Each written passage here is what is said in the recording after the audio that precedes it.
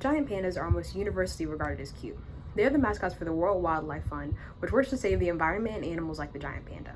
But should we save this animal solely because it's cute?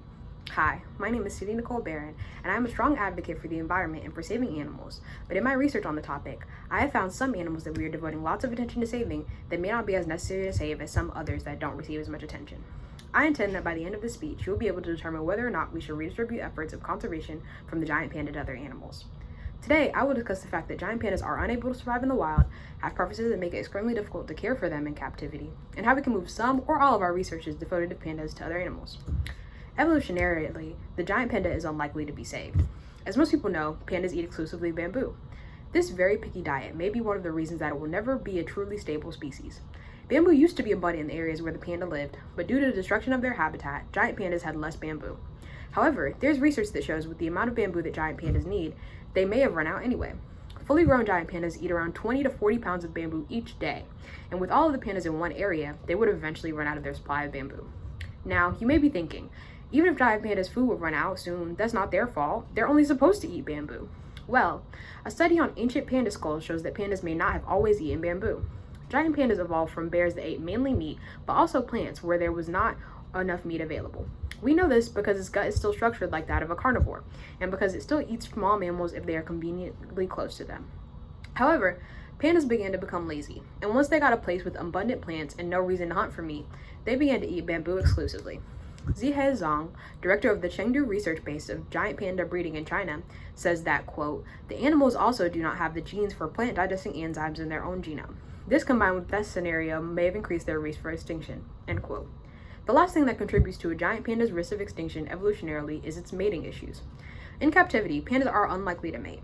They don't like to mate in enclosures, and female pandas do not receive semen by artificial insemination very well. So that's why it's always an event when a panda successfully goes through a pregnancy and gives birth in captivity. However, the situation is not much better out in the wild. The window of time in which pandas mate is very, very small. Female pandas are in heat for only around 12 to 25 days in the spring, but they're only really fertile for 24 to 36 hours. This is why their numbers are always dwindling. Another problem with giant panda conservation is the fact that the panda cannot seem to get out of the area of endangerment. Currently, the giant panda is classified as vulnerable, which is one step above endangered. However, this does not count as a victory just yet. According to Science Daily, the giant panda is currently in a limbo, where it could easily become endangered once again. One of the amazing reasons we began to care so much about the panda was the fact that we had caused its endangerment. However, there are studies that show that the way the panda's diet was and how complacent they had become, they would have gone down the path of endangerment without human interaction. The giant panda is what we call an evolutionary dead end, which means that its branch of the evolutionary tree was always and always will be destined for extinction, especially in the modern age. The giant panda also has low genetic variability, which means it's very unlikely that it can change in order to improve in the likelihood of survival. The giant panda is also a bad investment economically, yet there are so many resources devoted to its conservation. In 2010, the Common International Classification of Ecosystems Framework reviewed how much money went into the, at the time, 67 panda reserves found in the giant panda's natural habitat. They did this by calculating averages across other estimates, as well as their own personal estimates, and they calculated that all the ecosystem services of the panda came out to somewhere between 2.6 and 6.9 billion US dollars per year. There are articles that argue that other things have been provided by these centers, such as a place to harvest firewood or useful plants, or structures that manage water runoff. However, these areas are still the equivalent of natural parks, with no animals in them save the giant panda and bugs. Meanwhile, other animals who deserve just as many conservation resources are treated as low priority in comparison to the cute panda bear.